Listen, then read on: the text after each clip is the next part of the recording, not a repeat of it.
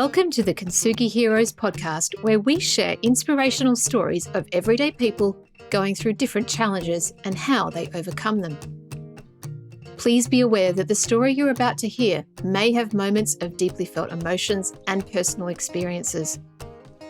If anything you hear has a triggering effect, please reach out to someone who can help keep you safe.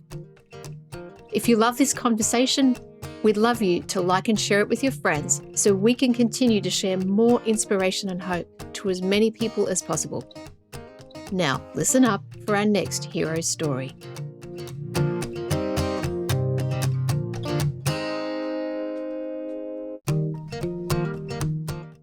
My hero today is John Milham, and John gave me a story like no other, a story that impacts every one of us as a human being in this life, and that is one of loss and grief and love.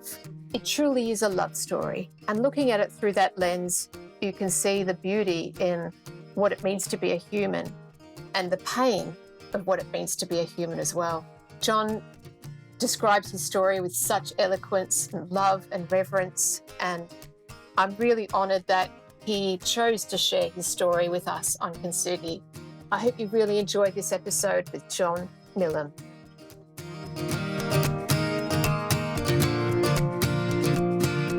Here we are on another episode. Actually, it's the first episode of Kintsugi Heroes, and I'm here with my first guest, John Milham. John, welcome. Thank you for coming. It's great to be here. Thanks, everyone. I'm so looking forward to this from our first conversation. And, you know, this is all about stories, you know, human stories. And you've got a story, and that's why you're here. And I'm really grateful for you being here. So let's get straight into it, shall we? If Sure. You're ready to do that. Lead on, McDuff. Can you take us back? Obviously, this is a story of adversity. And what I'd like you to do is go back to the adversity event, you know, the thing that happened. And first of all, paint a picture for me of what was really going on for you in life before the event. Yeah, it's interesting, the event, right? And it is, it's an act description, right? It's a point where I call it's a come to father event, right? So before that, I had spent 40 years doing my best to make up for the things that weren't happening, like a nurturing, peaceful childhood, and the bits and pieces that come out of that. What is not an uncommon thing, I'm sure, in Australia, right? Quite a dysfunctional family dynamic, right? My generation, I think, had that fairly commonly in place.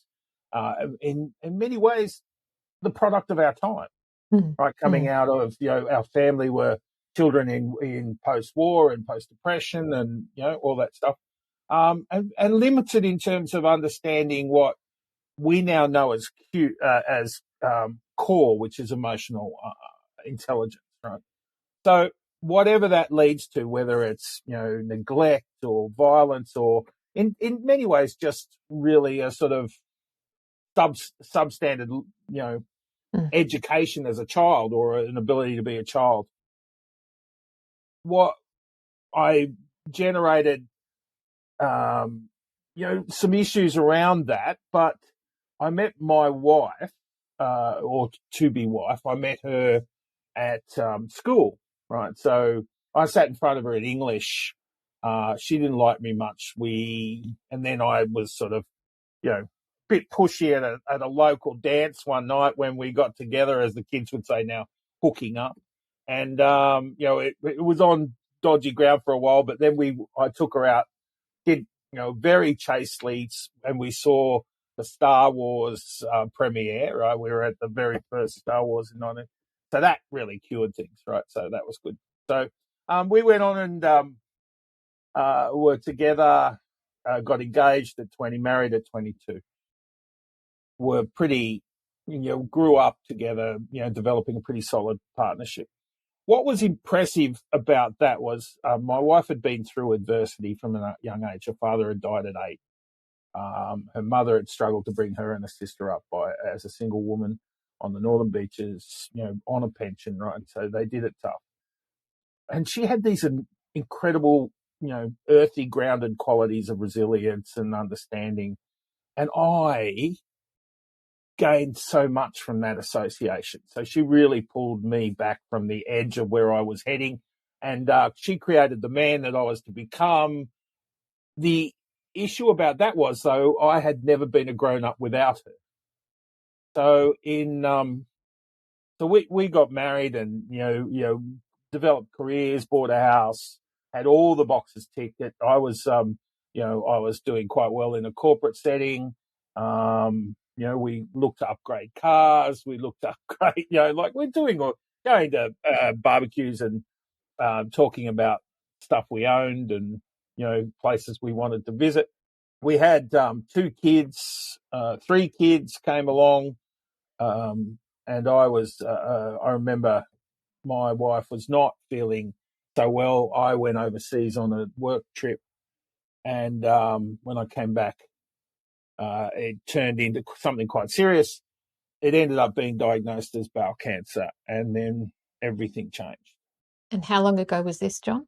That was in 2006. Okay. So we had 11 months and 15 days of treatment, and then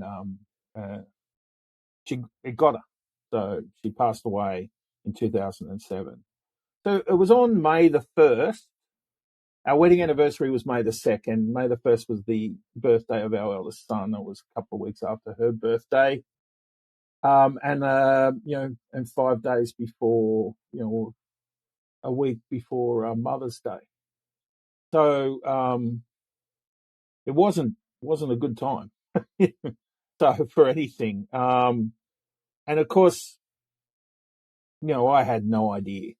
I was completely, as an individual, as a human, I wasn't capable of operating on my own. I'd been completely, from the age of 16 to 42, I was a partner, a part of a symbiotic relationship. In many ways, she was the grown-up. And so, I was left without any kind of maturity with three kids, and thinking I was kind of a cool guy, like, capable. I thought I was, like people told me I was capable in the world, right? I had a corporate career. I was, involved in the community. I had, achievements under my belt. And what I learned at that point was that I'd essentially been a self-indulgent wanker up to that point, if forgive the language. And I was left completely in my incompetence. And that was part of the journey I needed to undertake. Whether I was going to survive depended on how I then got through the next couple of years from a grief perspective, from a learning how to adult, so from an emotionally mature perspective, and just a pure logistics one, right? Can you imagine, my poor kids, can you imagine having to learn to cook at that stage and like feed your kids, right? They were incredibly patient and actually quite encouraging, right? They used to tell me, like, it became a bit of a joke where every night they'd say, "Dad, this is the best you've ever cooked." And of course it was, right? Because the starting base was literally inedible. And and by the time I'd actually managed to put together 2 or 3 items that didn't make you want to vomit, right? So every day it got slightly better. And so they were actually, telling the truth. Eventually they started enjoying meals, right? So that was kind of a parallel to my journey, right? Eventually I started being functional and then actually competent, right? But that was, years in the making. And not least, mentally, from an emotional health point of view, I call it my crazy period, which is probably ending soon, hopefully. But one of the strange things about grief is that people gather around, and it's strange because I think of it as they gather around and they rush up quite close and then stand in a circle around you, right? Which is weird because they're super keen to help. But Australians are really bad. I imagine many Western cultures are really bad at grief. So they're looking at you going, wow, I really want to help. What do I do? So half the time, that circle of people supporting you are actually taking energy out of you. Mm. Does that make sense? Yeah, absolutely. Because you're giving them a chance, making them feel better about being able to help you. So you're trying your best to help them, connect to you, right? When you have nothing to give, right? So it's a very strange dynamic. So I understand it. Many times you see people, friends and relatives, I'm sure you've encountered where they're locked down, right? Or they avoid, they go into their shell, or they pretend it's not happening, or particularly with men, often they, will put our energy, will hide in work, or we'll actually physically hide. We'll be away from our normal support or social circle, or we become consumed. You see people being consumed by, say, exercise in response, or there are other, of course, uh, less healthy medications we can take. We can self-medicate with alcohol, drugs, or irresponsible behaviour. Even I personally think wingsuit activity is one form of avoiding our mental challenges, right? I think it's an extreme use of endorphins, but Tell me, so what did you partake in, shall we say, as your choice of, was it escapism? it's desensitizing the pain. So you could call it an escape, trying to escape from what's real, which is at that point in time, your systems have shut down. So Mm. you're operating, if you can, I have an IT background, so I often think of it as a full system shutdown, and then an emergency backup system kicks in. It's running on minimal power with minimal function, right? It's like you power up your Windows system in safe mode, right? Um, and I felt like that was the case. I had a facade of operation, but underneath nothing was working properly. And how long did that go for? Years, Okay. years, which surprises everybody because people are very generous. I have a beautiful community, and they came to help, and they were physically, at one stage, my son, I knew he was doing okay when he started complaining no more lasagnas were coming through the door, right?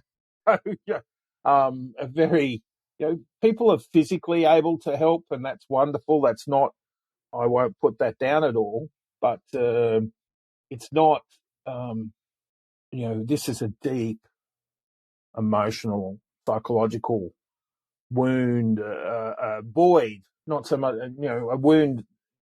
It's actually a void, and it's filled by connection. So what I did was, I guess, I discovered that I was a contemplator. So I had a deck that looked over a beautiful part of Sydney Pittwater, and at the time, and I lack of sleep, so I didn't sleep very much. So I would sit there, and I had cigars and thinking. So I would, basically sit there most of the night. I'm talking 2, 3, 4 in the morning. Looked out over nature and smoked cigars and thought about how I was going to do this. And of course, in that moment, as you can imagine, there's some very dark thoughts. Yeah. Tell me yeah. Tell me about that. very well.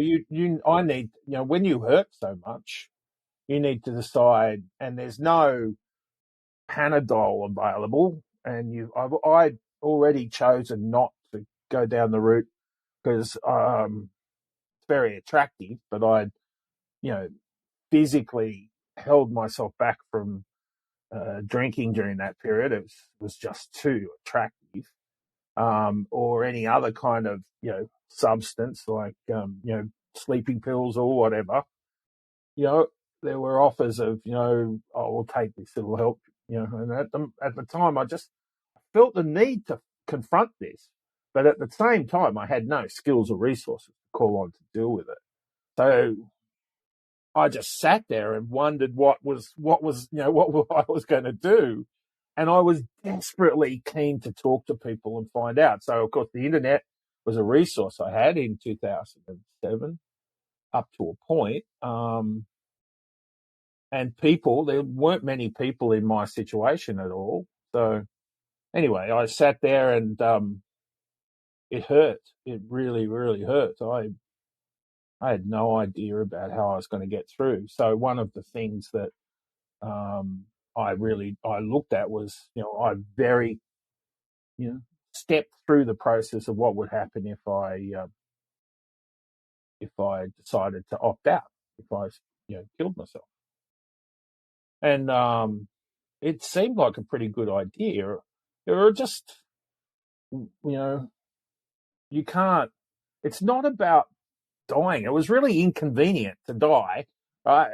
But it was about saying, well, I'm not sure I can live, right, with what's going on. And I now know that that's a position. Most people don't want to die. They just don't want to keep going with what's happening at the time. So it was really important for me to talk to people, and a few people came into my life that had conversations. Interestingly, those new people became the most important people in my life, as opposed to many of the people I had every day before that.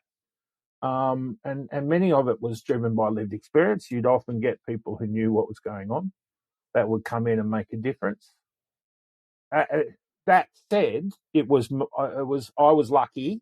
I had a chance to bump into those people. There was no concerted effort to find. I didn't even know that what was happening. And then I was just lucky that I, at the times where I was most at risk, where I got closest to the edge of that decision, just, a thought, a stray thought, or a stray encounter, or a conversation, or just, to be honest, I'm grateful I was a little, a little wary of, of I didn't want to. I like the idea. I don't like heights, so that took out a whole kind of concept, right? So it would have been very easy to find the edge of something and go. But it was interesting. I just didn't like that idea, right? So then you've got to go through a whole bunch of other things. So it was kind of just a logistics thing and I was just lucky. I had something in me that just, whether it's kids or, anything, and the interesting thing is when you're there, I always think of it as I've got an idea. I work with people now where I recognize helplessness, hopelessness, and worthlessness as the thing that drives us, the spiral of thinking that gets us into that space. And I can recognize that in myself. What I think held me back at times when I needed it was a little bit of arrogance. I had an ego. So in that ego, I refused sometimes to give up my worth, even though I felt completely battered by life and so on. At times, I guess I just hung on to a little bit of worth, right, which is kind of lucky. And that kept me safe for each moment because, they come and they go. Mm. And then, so when you decide to stay or you decide not to go, more likely, you then have to decide how you're going to do that. And that changes everything. So as back to where you said the event, that was the point where I, said goodbye to my wife on the bed, at her, as I watched her go. And I remember a little bit later looking into the eyes of my kids as I shared that news. And no heart survives that unchanged. At that point, I had a new life to build and no identity at all. So, I had physically lost weight at the time because I was, trying to be healthier for my kids and all that. So I was like physically different. I certainly had no, my logistics, everything in life was different.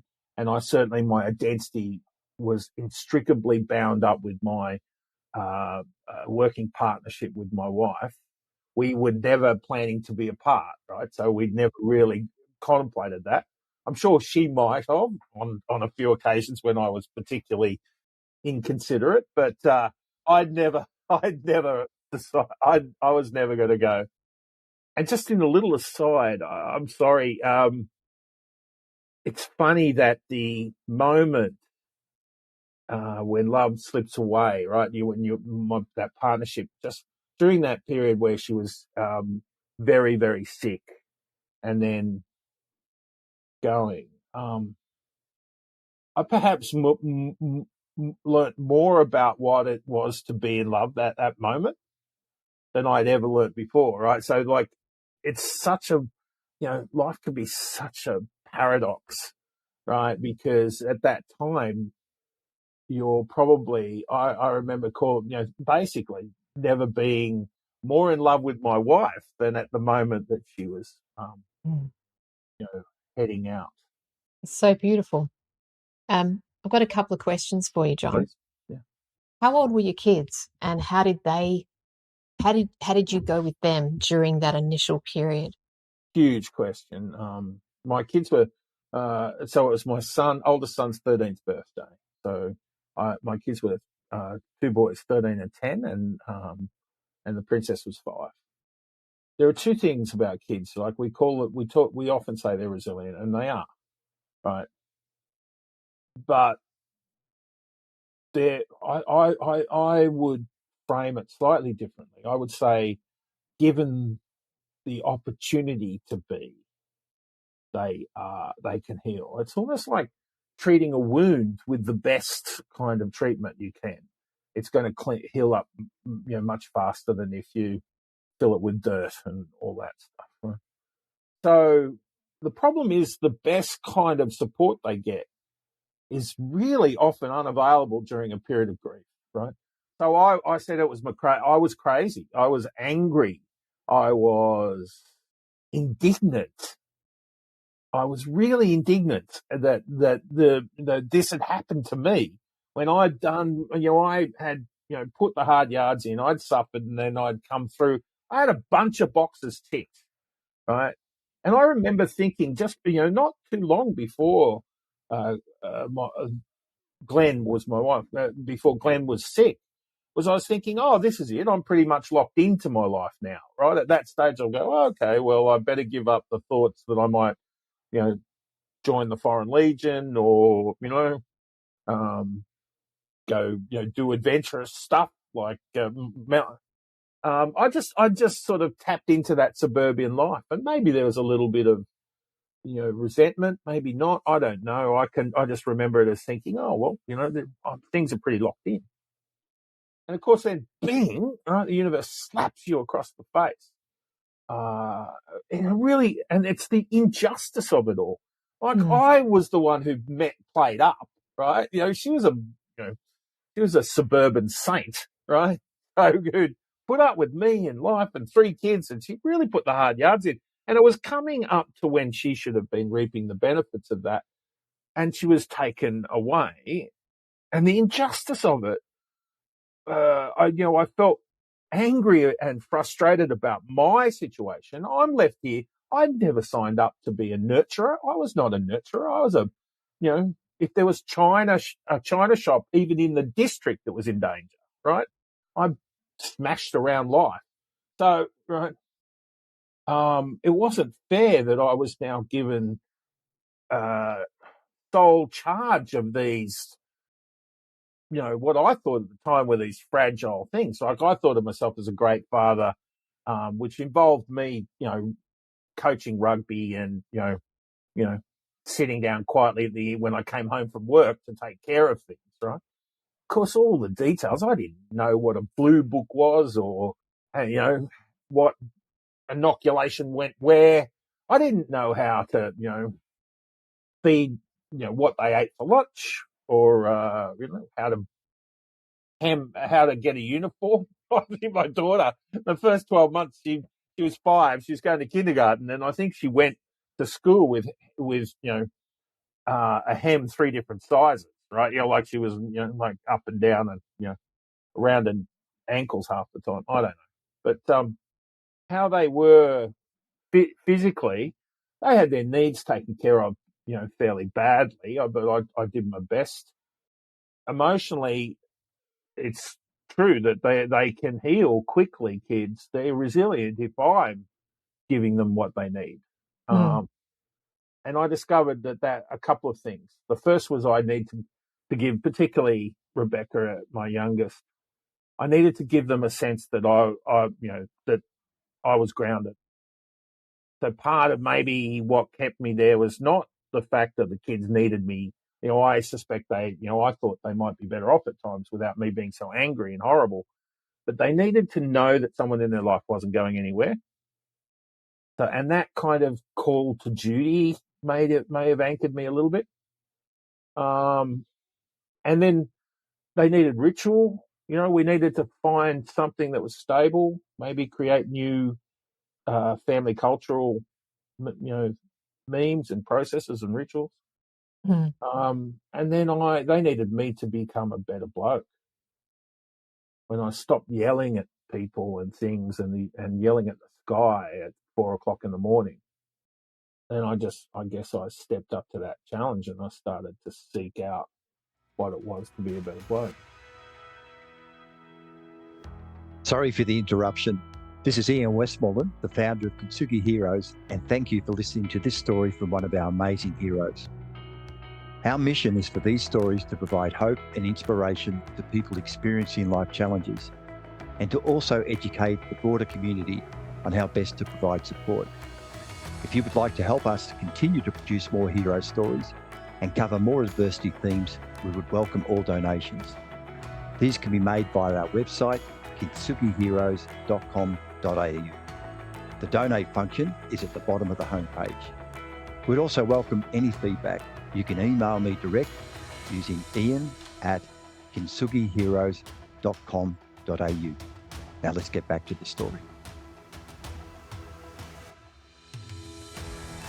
You said you had a successful corporate career. So at the time, through that last stage of your wife's illness, were you working less? Had you taken leave? Like what were you doing in terms of work?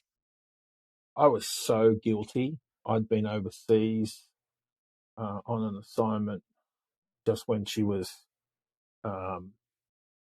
first discovering the extent of her illness, right? And I'd come back. It was only a couple of weeks after we're back that she went in and was diagnosed with a tumor in the bowel and had surgery and started treatment. So I didn't forgive myself, and I projected that onto work. So I didn't forgive work. So it was maybe about 2 years. So essentially, I just blamed work. So I treated it quite badly. The strange thing about grief is if you people are so scared of approaching it that even when you're a manager in a major corporation, right, and you just go MIA because you're grieving, right? People won't even talk about it. So they just pretend you don't, they shut the door on your office and, they just say, oh, he'll be back soon. Yeah. So I did take a lot of leave. In IT, the world was, like I worked for IBM, there were 50, there were only a desk for 50% of the people, so you could work from home. And I had, I was connected with overseas, so Mhm. I was often 24/7, you could cover, right? So you could keep things ticking over. But, it was a useless process, right? The level of incapacity that you're carrying, you're just pretending that you're functioning properly. Particularly Mm. after my wife passed, I was completely and utterly just, incompetent. I was reduced to the base level of incompetence. The only thing I was competent at was pretending I wasn't incompetent. Right. So I would just, oh, how you going? Yeah, good, good. Getting on top of things, yeah, starting to come back, starting to get my Mm. handle back in the, head back in the game. And people were happy to hear that, right? They weren't looking. So they let you go, right? Yep. Yeah. Afterwards, it was just a nightmare for managing all the things that were new in your life. So I didn't sleep for a couple of years. Basically, I would, I'd work late after I got the kids into bed and so on. I would start working at sort of 10 and finish at 4 and get an hour and a half sleep or 2 hours sleep, and then start, making breakfast in school at 6. Spent a lot of money on really bad domestic help. Couldn't pick a decent au pair or nanny if I tried. So we had some adventures in that area. It's actually a point of amusement with the kids now. So, some of our guests. You just stumbled through. So it's all a bit of a blur. Couple of years later, and I just started to open up, and that full system shutdown we were in. It's like slowly you start to get things power restored to one or another systems, right? Mm-hmm. So it's almost like a staged open up, right? Some people call it a layer of onions, but I love the idea of just I'm powering up another system, right? So I've got so I had the heart system coming back online, one sort of, application at a time. And so, there was the possibility of, being a single bloke now, right? So there's a possibility that starts to head into of a relationship. No idea, right? No idea, right? Just hadn't really dated. I was 16 when I met my wife, and we were together 27 years. She passed away on the day before our 20th wedding anniversary. I had no idea about any of that stuff. So, but the possibility, you might, and that's a whole nother level of hurt when all those systems start coming online. You get new issues popping up. Wow. Mm. There are certain things that you realize are now are too painful or too scary to go to, because the first time you try to access them, you suddenly realize that's off. You haven't repaired that conduit. And then I drove to work, and I got in the car park, and as I pulled up, right, I contemplated getting out of my car park and walking into the office, and I couldn't breathe. Suddenly I couldn't breathe. I'm just sitting there, and I had no idea what was going on. I was so freaked out by it, and I had this incredible pressure, that was sitting on me. The jaw was tingling, my shoulders were stiff. I had, I was perfectly still, and I did not know if I was going to be able to take another breath. And I'm thinking I'm having a heart attack, right? So I'm sitting here going, oh my goodness. And there was kind of this peace coming over me going, well, if I die, it's not my fault, right? I can't be blamed for messing up the kids, right? And sit there, and then each breath you actually had to will yourself to breathe again. And I'm freaked out because I had no idea what was going on. And then I was just overwhelmed with this sense of worthlessness, this sense of what on earth, John, the people you once put down for their, here's a cup of cement, harden the F up, like literally, that was my life. And now I'm the person I would be, completely, dismissive of. And I didn't know what was going on. I thought I was dying. And I sat there scared to move in case a breath wouldn't come. And it was 5 hours. I sat in that car just contemplating whether the next breath would come. And then I started to get confident that I could keep breathing, and then I was completely freaked out. So I was fuging out, and I just lost it. And I now know that was my first anxiety attack. What's an anxiety attack in my world, right? You didn't have them on a rugby paddock. So, it was a strange, and that changed. That really was a huge catalyst. Like, John, what's going on? And underneath it, I'm so grateful for that experience now, because unlocking the secret to that anxiety attack led me on a path where I started finding out what my true values were.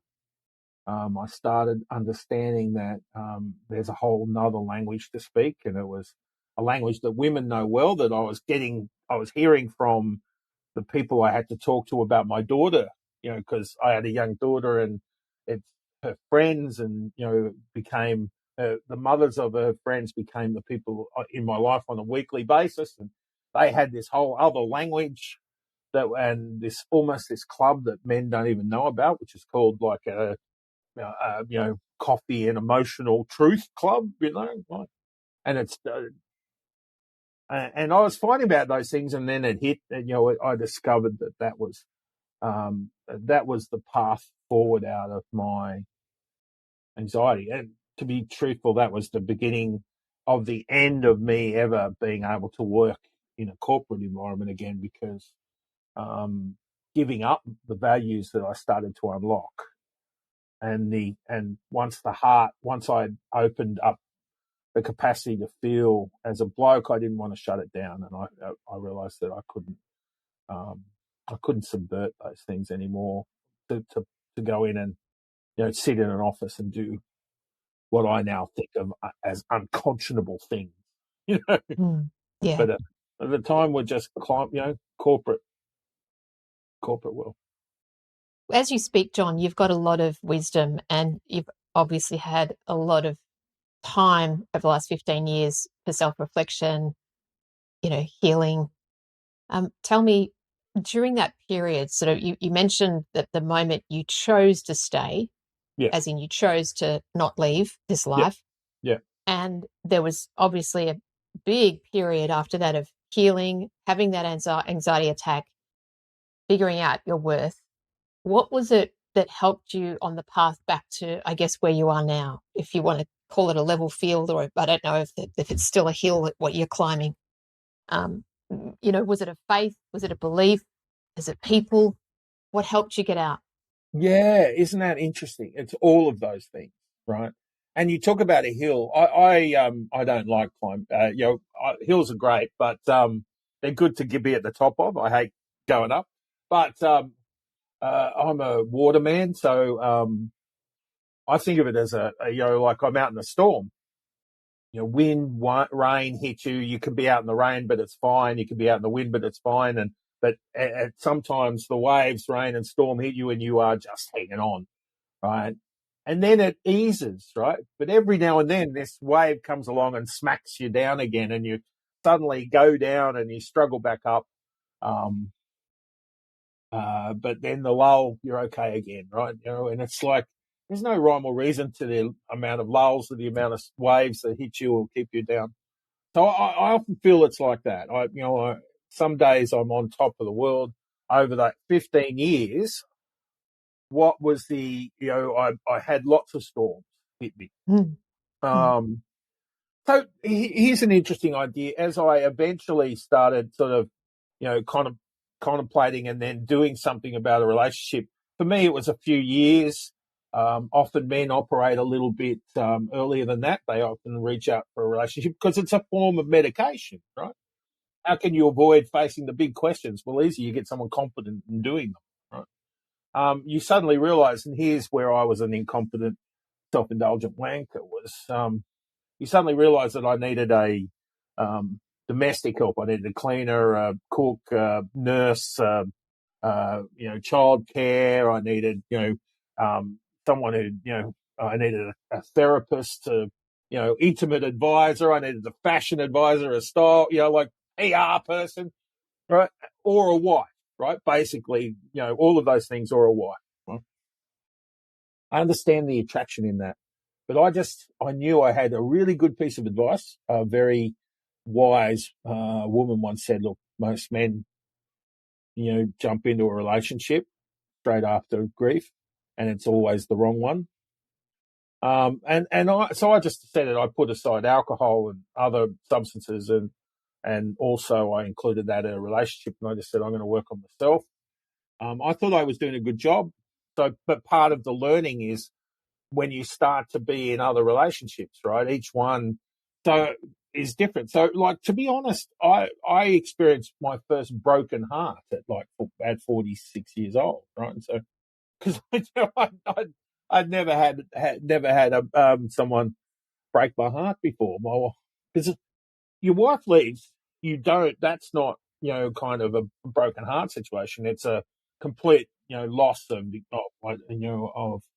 but you don't stop loving someone, right? They're not there, but, it's not, the severance of your love. You grieve. I believe grief is about losing your future, not that person. Yeah. Because, that person, you left for work every day and you didn't grieve them, right? You missed them. So I miss my wife, but I grieved my life. So you learn those things, and each time, what gets you out of it? Well, for me, I became addicted to research. So I spent tens of thousands of hours in those 15 years, either researching, the net or rabbit holes, or having as many conversations about this stuff as I could, often to the detriment of relationships with people who didn't want to talk about this stuff. I remember a mate of mine going at one function, he goes, John, it's really hard now to talk to you. And I go, why? And he goes, well, can't you just talk about footy anymore, right? You're like, why do you have to ask all these questions? So I was inspired to find out as much as I could, and I found, and it's wonderful that there's a lot of stuff out there. I became a seeker, so I also sought experiences, right? So I reached out at the time, and if I can take a moment, you talked about faith. I was a Premier League atheist, right? So I was an evangelical atheist, right? So I used to, before my wife got sick, I used to run around helping Christians get over Christianity, right? I'd convert them back to sense, right? So and the thing, I know it's a bit trite, and I apologize to atheists and Christians for this, but I don't think there are many atheists on a crashing plane, right?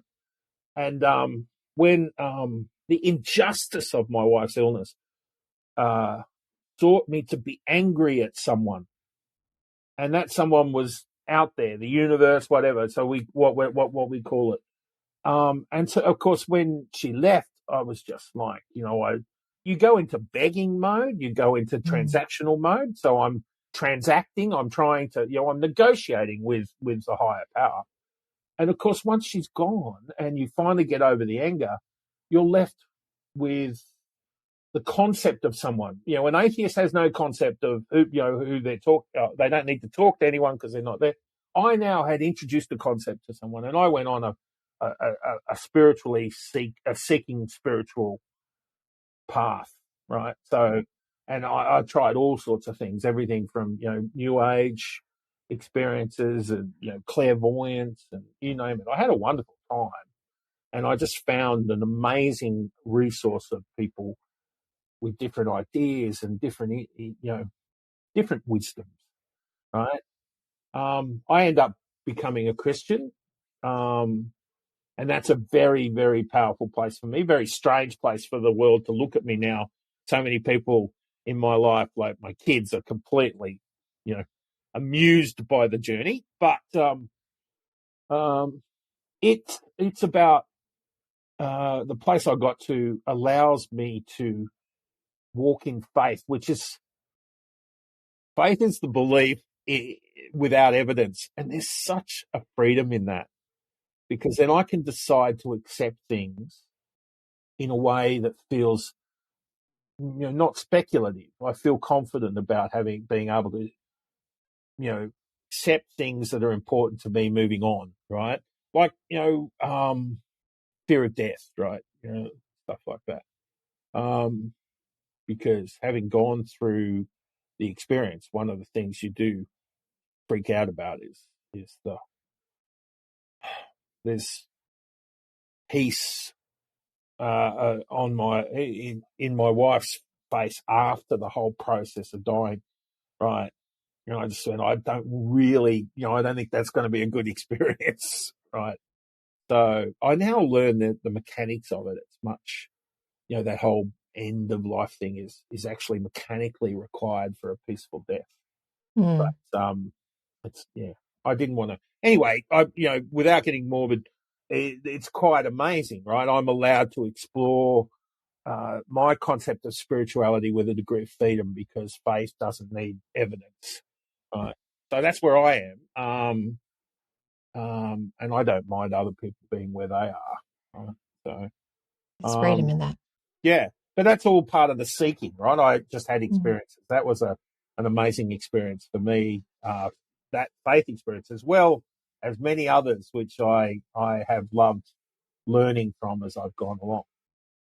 It's really remarkable to me, John, that it's hearing you speak about the depths of the tragedy, right? The injustice and the pain and everything that you've gone through. You've spoken so eloquently about the challenges that you went through on a daily basis and how you navigated the grief. And it's really evident to me that you are passionate about life today. And I'm sure it was very different 15, 14, 13 years ago. So I can see that you've found, uncovered inside of you this passion. You've got this seeker in you. And obviously that's, something that drives you now. It's something that's come out of this. Would that be right? Absolutely. Yeah. Yeah. And the further I've gone all down that path, the more passionate I've become, right? Mm. The more amazing I discover, do you know what? I think it's about realizing the beauty, like Neil Young says it in his song, like it's all the freaky people that make the beauty of the world. And I just think that's amazing right now, because it's become true that, as someone who has lost his space on the normal distribution curve, I've now gone to the extreme in so many ways. I've let go of the need to get back, and I've started to look at everybody around me and just really start to enjoy how that diversity can actually inspire me instead of scare me. Right? That's nice. And not only that other people's pain, I have a part to play in helping them. Maya Angelou says, if you want to find your purpose, look to your wound, right? So I say that a lot because that inspires me to remember now I have men love a mission. David Dida says, man must have a mission in Way of the Superior Man. And I embrace that idea, right? What's my mission now? Well, it's tied to my values, which is, love and, versus indifference, right? How I see myself becoming being a better bloke is actually about being more patient, more tolerant, more accepting, not about, being stronger, faster, fitter, higher, right? It's now about being, it's a simple test. When I'm able to truly enjoy someone's win as much as I enjoy my own, I know I have reached another level of human capacity, right? When I don't feel a touch of envy or a touch of jealousy or a touch of, like when all that's out of me, then I'll know. I'll probably be long dead before I get there. But that's what I now seek, right? The excellence in living for me is now being contributor, not a taker. And I'm inspired to help. So I found a simple message, and that is, man, life is tough, right? But that's the beauty of it, right? If you want a beige existence, then you can become wealthy and boring, right? And try to jump off cliffs to find your space. Guess what? The real challenge, the real extreme living, is down here, working with people that you would not normally feel comfortable with, or sitting when you want to do nothing but run away because someone is sitting there telling you a story that's so tragic. It feels like a hot stove emotionally, and yet you hold your space. That's a warrior in my mind, as opposed to someone who, is proficient in nunchucks. Right. So that's what I now seek, to be that emotional warrior, to be that mindful warrior, not because I want a website, right? But because I want somebody to walk away feeling, like just walking away, feeling like they're actually got hope tomorrow, or, they might be able to do like I was lucky enough to have done, and has just keep bumping along. I've got all the problems in the world, and yet I haven't got a single problem. I love that. What a beautiful way to describe, I guess, the gold that you've mined through this last 15 years. I don't need to ask the questions or for the audience to sort of wonder, what did you take away? You've just explained exactly what you've got from this. And it sounds like you are a changed man for the better, humbled, wise, still on a journey, and giving back, which is just beautiful. Well, everything's back. Can I add just one last thought?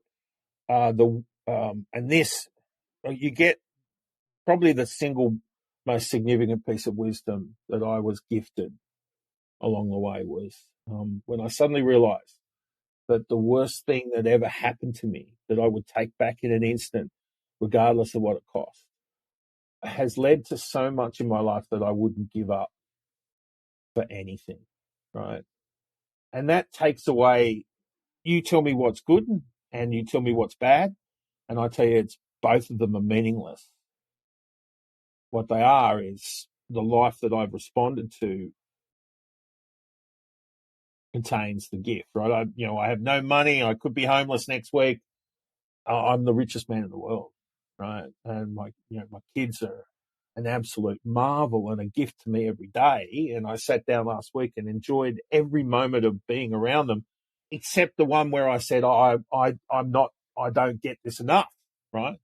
And yet, as a corporate high flyer, I spent, more time away from them than with them. I'd never be in this position if I was there. So I just know that good and bad's irrelevant. There are other ways to live. If there was someone going through a similar situation, John, have you got a piece of advice for them? Anything you'd like to say? Next to you, maybe on the bus, maybe on the sideline of your kids' game, maybe in 3 cubicles away, maybe across the coffee table, at a coffee shop, is someone who contains wisdom you need, and that will change your life. Conversations are the currency of growth, right? And you will grow the more quality conversation you have. So the next time you say, how are you going? And somebody says, fine, ask the next level of a question down, saying, oh, fine. What makes you fine today? Tell me about you. When we do that and we find the people we're meant to talk to, and when we find the people we're meant to talk to, we learn the things we're meant to learn. providence is there. It's on the ground. It's been gifted to us by whatever higher power we look to. All we need to do is open our bloody eyes and have a look and pick it up. And that means in connecting, like giving up the idea that we're the center of the universe and trying to seek that center by just starting to open yourself up to the wisdom that other people have. I don't know if does that make sense? Absolutely. Really does. Thank you, John. I want to thank you for sharing your story with me today. I've loved every second of it, and I hope our listeners have gotten something really precious to take away from this. So thank you for offering the platform. I really enjoy being able to offer whatever stuff's there.